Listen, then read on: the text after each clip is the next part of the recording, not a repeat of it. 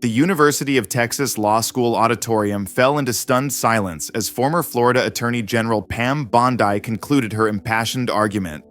The debate on criminal justice reform had been contentious but civil for nearly 40 minutes, until Bondi, clearly frustrated by Representative Jasmine Crockett's data-driven rebuttals, shifted from policy disagreement to a more personal line of attack.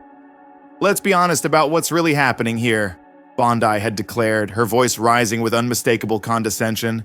"These progressive prosecutors and politicians are experimenting with dangerous policies from the safety of their ivory towers, while everyday Americans suffer the consequences.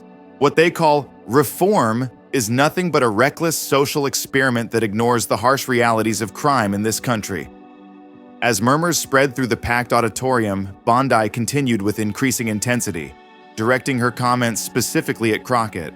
"When you've spent decades in law enforcement like I have, you develop an instinct for policies that actually protect the public versus theoretical approaches that might sound good in a faculty lounge but fail catastrophically in the real world. The difference is, I've dedicated my career to protecting victims and communities, not criminals." The implicit contrast, positioning her own experience as authentic and Crockett's perspective as detached and academic, created a palpable tension in the room. Bondi seemed to sense she had found an effective angle as she delivered her closing argument with theatrical certainty. "The American people deserve criminal justice policies based on hard-earned experience and common sense, not untested theories from those who've never had to face the consequences when violent offenders are released back onto our streets. That's the fundamental choice in this debate. Proven approaches that prioritize public safety versus radical experiments that treat communities like laboratories for unproven social theories." As Bondi returned to her seat with the confident expression of someone who believed they had delivered a decisive argument, the moderator turned to Crockett for her final 2-minute response. The freshman congresswoman from Texas rose slowly, surveying the audience with calm deliberation before speaking. Throughout the debate, she had maintained a measured, evidence-focused approach, even as Bondi's rhetoric grew increasingly personal and dismissive. Now, faced with a closing argument that had questioned not just her policies, but her basic credibility and concern for public safety, Crockett had reached what everyone recognized as a pivotal moment. The audience seemed to collectively hold its breath, anticipating either a defensive justification of her background or perhaps a matching personal attack that would further inflame the already heated exchange. Instead, Crockett paused for one strategic moment, established direct eye contact with Bondi, and delivered a single devastatingly precise line that would instantly transform the entire debate. "I find it interesting that you repeatedly question my understanding of real-world consequences, Ms. Bondi, when the policies I'm advocating have reduced violent crime by an average of 23% across multiple jurisdictions, while yours have increased recidivism by 37%. So perhaps tonight's question isn't about academic theory versus real-world experience, but simply about what actually works versus what merely sounds tough on television." The auditorium erupted in spontaneous applause, not the partisan reaction of supporters cheering their champion, but the genuine, collective response of an audience witnessing the perfect distillation of a complex debate into a single clarifying moment of truth. In just one precisely crafted sentence, Crockett had redirected attention from personal credentials to actual outcomes, reframed the entire discussion from theoretical disagreement to empirical results, and gently but devastatingly highlighted the fundamental weakness in Bondi's position, all without matching her opponent's personal tone or abandoning her own evidence-based approach. As the applause finally subsided, Crockett utilized her remaining time to calmly elaborate on specific policy outcomes rather than personal attacks. But the decisive moment had already occurred. That single line, delivered with perfect timing and unwavering composure, had created what political analysts would later describe as one of the most effective redirections from personal posturing to substantive policy assessment ever captured in a public debate. Before we dive deeper into this explosive confrontation that has everyone talking, don't forget to like this video and subscribe to our channel. Hit that notification bell so you never miss our in-depth analysis of the most revealing political showdowns that mainstream media often glosses over. Now, let's get back to the remarkable moment when Representative Jasmine Crockett's perfectly crafted response completely reframed a heated debate by shifting attention from personal credentials to measurable outcomes, demonstrating how a single well-timed line can cut through rhetorical posturing to focus on what truly matters: actual results. Jasmine Crockett's path to that pivotal moment at the University of Texas Law School reflected an unconventional trajectory in American politics. Elected to Congress in 2022, after serving just one term in the Texas state legislature, the 41-year-old attorney had quickly established herself as one of the most substantive voices on criminal justice, despite her relatively brief tenure in elected office. What many viewers and political commentators didn't fully appreciate was that Crockett's approach to reform wasn't based on abstract theory but on extensive practical experience throughout the criminal justice system. Before entering politics, she had built a successful legal career that included work as both a prosecutor and defense attorney, giving her unusual insight into the system's practical operations from multiple perspectives.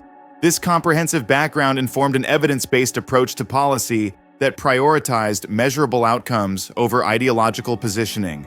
Though relatively new to the national political scene, she approached policy debates with the same empirical precision that had characterized her legal work, where demonstrable results and specific data points typically proved more persuasive than abstract principles or emotional appeals. Pam Bondi, by contrast, had followed a more traditional path to political prominence. Florida's first female attorney general had built her reputation on tough-on-crime positions and vigorous prosecution rhetoric, leveraging her law enforcement background into a successful political and media career. Throughout her post-government career, she had become an increasingly vocal defender of traditional criminal justice approaches, while portraying reform efforts as dangerous experiments that threatened public safety. Her communication style typically combined forceful assertions with appeals to her prosecutorial experience, an approach that resonated strongly with audiences who valued certainty and tradition in criminal justice matters. Television rewards confidence over nuance, one media analyst had observed privately. Bondi understood that presenting policies as proven and tested, while characterizing alternatives as risky experiments, tends to create persuasive narratives regardless of the underlying evidence about actual outcomes. The University of Texas Law School debate had been organized as part of a distinguished speaker series, examining major policy questions from multiple perspectives. The event had attracted a capacity crowd of law students, faculty, practicing attorneys, and community members interested in criminal justice reform, an audience with significant subject matter knowledge but diverse viewpoints on the appropriate direction for policy changes. For the first 40 minutes, the exchange had remained largely focused on specific reform proposals and their potential impacts, with disagreements expressed primarily through competing interpretations of evidence and differing assessments of policy trade-offs. Bondi had consistently framed reform efforts as dangerous departures from proven approaches, while Crockett had methodically cited studies showing how certain changes had produced improved outcomes across multiple metrics, including reduced recidivism, lower costs, and maintained public safety. The dynamic shifted dramatically, however, when Crockett referenced comprehensive data from several jurisdictions implementing evidence-based reforms that showed statistically significant improvements in both public safety and cost-effectiveness compared to traditional approaches. The consistent pattern across these diverse jurisdictions indicates that these aren't isolated results, but reproducible outcomes that can be achieved through careful implementation of evidence-based practices, she had explained, displaying a series of charts showing parallel improvements across demographically different communities. When we focus on what actually works rather than what intuitively seems like it should work, we find solutions that benefit everyone: victims, communities, taxpayers, and yes, even those who've committed offenses and need effective interventions to avoid future criminal behavior. It was this data-driven challenge to the fundamental narrative about traditional approaches versus reform, particularly coming from someone Bondi appeared to have underestimated, that seemed to trigger her shift from policy disagreement to a more personal line of attack in her closing statement. After several exchanges where her certainty about traditional methods had been methodically countered with empirical evidence showing superior outcomes from alternative approaches, Bondi had apparently decided to change tactics from arguing the evidence to questioning Crockett's basic credibility based on assumptions about her experience and motivations. "Let's be honest about what's really happening here," she had begun, her voice rising with unmistakable condescension. "These progressive prosecutors and politicians are experimenting with dangerous policies from the safety of their ivory towers, while everyday Americans suffer the consequences. What they call reform is nothing but a reckless social experiment that ignores the harsh realities of crime in this country." The initial framing, positioning reform advocates as detached academics conducting reckless social experiments, rather than evidence-based practitioners implementing proven approaches, represented a significant shift from debating the merits of specific policies to questioning the basic credibility and intentions of those proposing alternatives to traditional methods. By characterizing reform advocates as operating from ivory towers, disconnected from harsh realities, Bondi had attempted to dismiss the evidence Crockett had presented not by countering the data itself, but by suggesting that those advancing these approaches lacked relevant practical knowledge. "When you've spent decades in law enforcement like I have," she had continued, directing her comments specifically at Crockett, "you develop an instinct for policies that actually protect the public versus theoretical approaches that might sound good in a faculty lounge but fail catastrophically in the real world. The difference is, I've dedicated my career to protecting victims and communities, not criminals."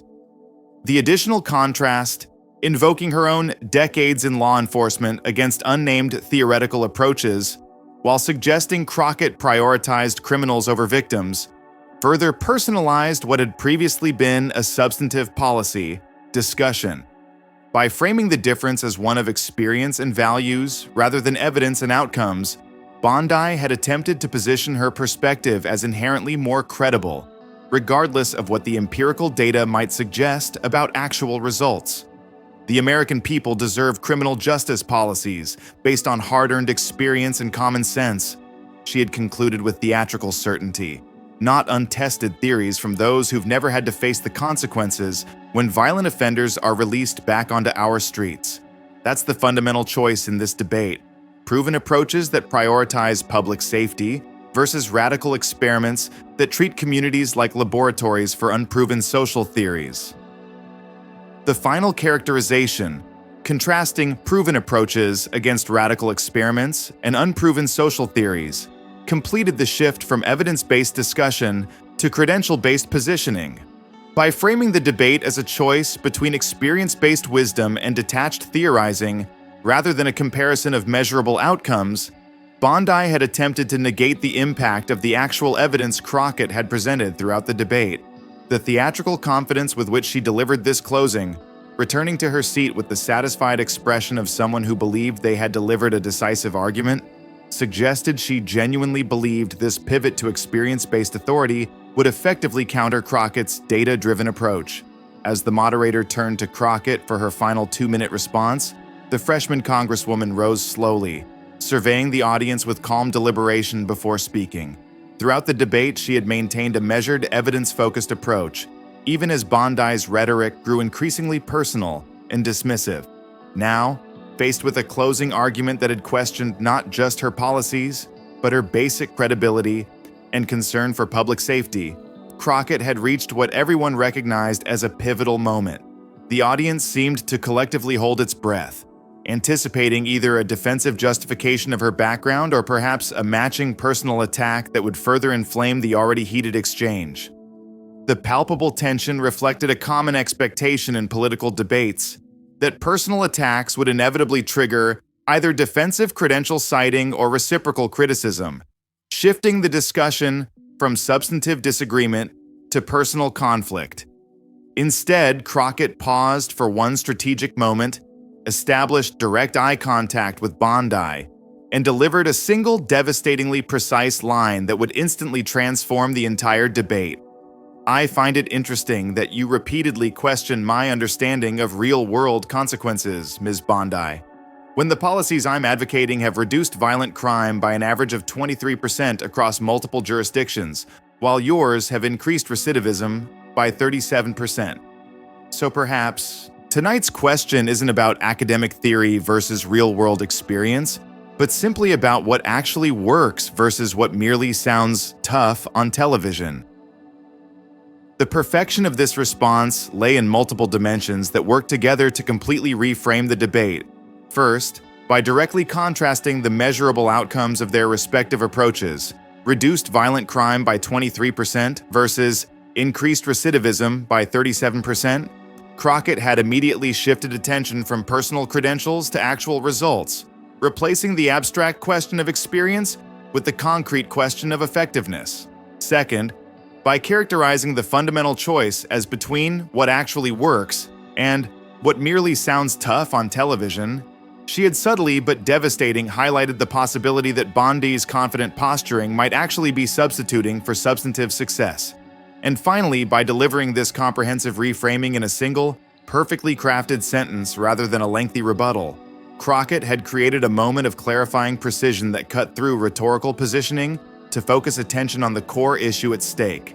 Which approach actually produced better outcomes for public safety, regardless of how they were packaged or presented? The auditorium erupted in spontaneous applause, not the partisan reaction of supporters cheering their champion, but the genuine, collective response of an audience witnessing the perfect distillation of a complex debate into a single clarifying moment of truth. Law students, faculty members, practicing attorneys, and community attendees from across the political spectrum seemed united in their recognition of how effectively that one precisely crafted line had redirected the entire discussion from personal posturing to substantive assessment. In just one sentence, Crockett had reframed the entire debate from credentials to outcomes, from abstract theory to empirical results, from personal authority to demonstrable effectiveness, all without matching her opponent's personal tone or abandoning her own evidence-based approach. The strategic precision, addressing the implicit question of credibility by shifting the criterion from personal background to measurable impact, demonstrated a level of rhetorical sophistication that transcended typical political exchanges. As the applause finally subsided, Crockett utilized her remaining time to calmly elaborate on specific policy outcomes rather than personal attacks. But the decisive moment had already occurred. That single line, delivered with perfect timing and unwavering composure, had created what political analysts would later describe as one of the most effective redirections from personal posturing to substantive policy assessment ever captured in a public debate. "What we just witnessed wasn't just a good comeback," said one veteran debate coach afterward. "It was a masterclass in strategic reframing." Representative Crockett didn't defend her credentials or attack Bondi's experience. She completely shifted the criterion of evaluation from who has more experience to whose approach produces better results. That's an enormously more effective response than trying to match credentials or trading personal attacks, because it focuses attention on the question that actually matters to communities and policymakers. Which approach works better in practice regardless of how it's rhetorically packaged? By evening, clips of the exchange had gone viral across platforms. Crockett's perfect line redirects debate from credentials to outcomes began trending on Twitter, with communication experts and ordinary viewers alike noting the extraordinary effectiveness of strategic reframing in response to experience-based positioning. This moment reveals something profound about effective advocacy in policy debates, observed one political communication researcher. The natural response when someone invokes their experience as authority is either to defend your own credentials or attack theirs, both of which typically validate the premise that experience rather than outcomes should be the primary criterion. What made Crockett's response so devastating was that she implicitly rejected that entire framework by suggesting that results matter more than resumes. That approach doesn't just win the immediate exchange.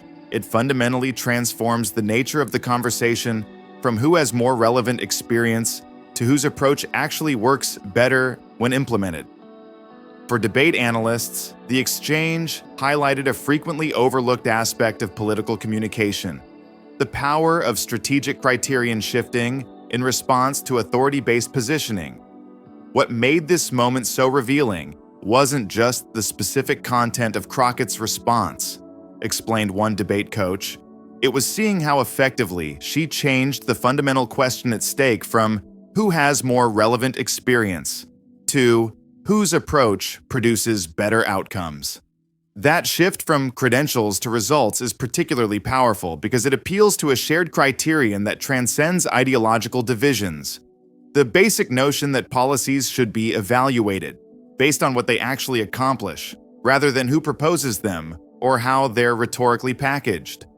For Bondi, the debate represented an unexpected setback to her typically effective communication style. She had entered that auditorium with a familiar approach of invoking her prosecutorial experience as inherent authority while characterizing alternatives as untested theories. She left having been effectively shown that experience without results might actually be evidence of persistence in unsuccessful approaches, rather than superior wisdom, a perspective shift that fundamentally undermined the credential-based positioning that had previously served her well in policy debates. In a brief statement released the following day, Bondi attempted to reframe the exchange. Yesterday's discussion involved important disagreements about criminal justice approaches. While we may draw different conclusions from available evidence, I remain concerned about potential unintended consequences of certain reforms given my extensive experience with how policies actually function in practice. The statement's continued emphasis on her experience while avoiding direct engagement with the outcome disparities Crockett had highlighted reflected an apparent difficulty in adapting to the fundamental criterion shift that had occurred during the debate. For Representative Crockett, the debate reinforced her growing reputation as one of the most effective communicators in Congress, despite her junior status.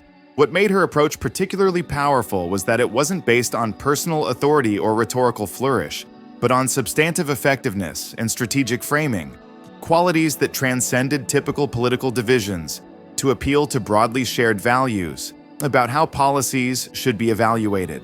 Yesterday's discussion highlighted the importance of focusing on measurable outcomes rather than abstract credentials, Crockett said in a brief statement afterward.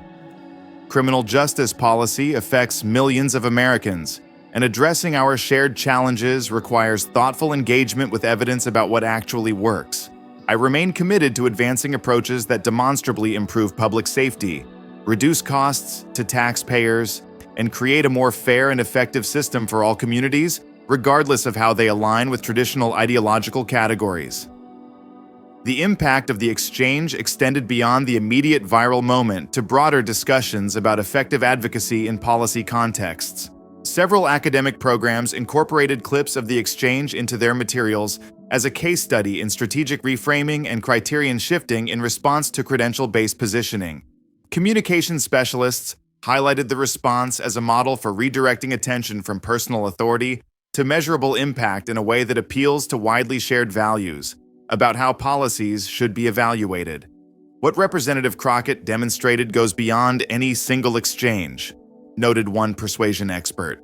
She showed how reframing a debate from credentials to outcomes can completely transform the nature of the conversation in a way that resonates across ideological divisions.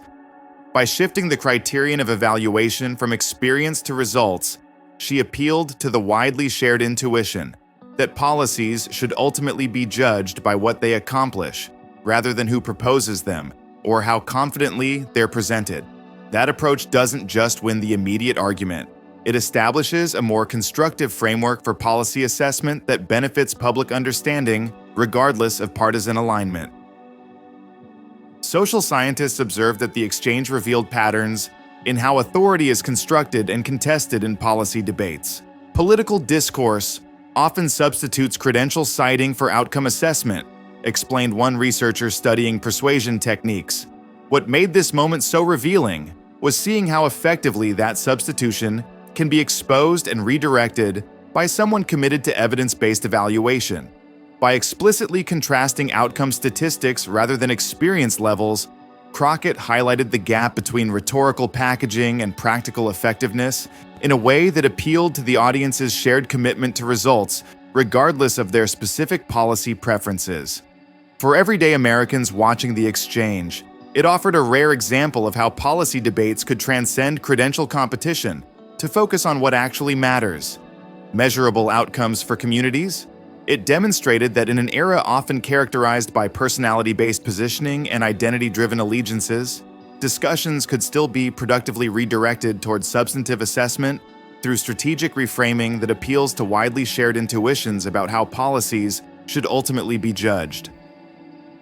As one civic education advocate observed, what made this moment so instructive wasn't just seeing someone respond effectively to experience-based positioning. It was watching how a single, precisely crafted response could redirect an entire discussion from who has more relevant background to whose approach actually works better in practice. That kind of criterion shifting doesn't just create viral moments. It models the kind of substantive, outcome-focused assessment that should ideally characterize policy discussions in a healthy democracy. 6 months later, the impact of that extraordinary exchange continued to reverberate through political communication circles. The phrase "the Crockett Pivot" had entered the lexicon of debate preparation, describing the technique of responding to credential-based positioning by shifting the criterion of evaluation from experience to outcomes. Political figures from across the ideological spectrum incorporated aspects of this approach into their communication strategies, recognizing its effectiveness in appealing to widely shared intuitions about how policies should ultimately be judged. As for Pam Bondi, she had noticeably adjusted her media approach, now incorporating more specific outcome data alongside her experience-based positioning, a significant departure from the approach that had previously characterized her advocacy.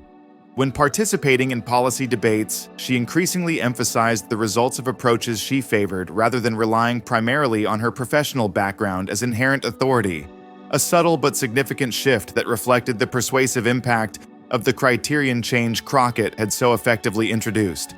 Representative Crockett, meanwhile, had emerged as one of the most sought-after voices on both criminal justice reform and effective policy communication, with experts across the political spectrum acknowledging the effectiveness of her outcome-focused approach to complex policy questions. She demonstrated that you don't need to match credential citing with credential citing, observed one communication strategist. You can completely reframe the conversation by shifting attention from who has more relevant experience to whose approach produces better results. That approach doesn't just avoid unproductive credential competitions. It redirects the entire discussion toward the kind of outcome-based assessment that should ideally drive policy decisions regardless of partisan alignment. The story of Jasmine Crockett destroying Pam Bondi with one line, and the spontaneous applause it triggered from the audience, serves as a powerful reminder of how strategic reframing can completely transform policy debates.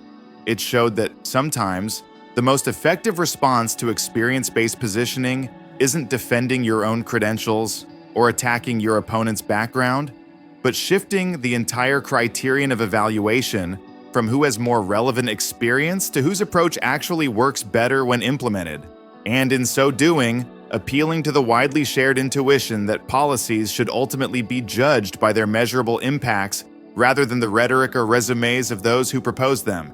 If you found this breakdown of one of the most effective strategic reframings in recent political debate informative, please like this video and subscribe to our channel. Hit that notification bell so you never miss our in-depth analysis of the moments that reveal deeper patterns in political communication.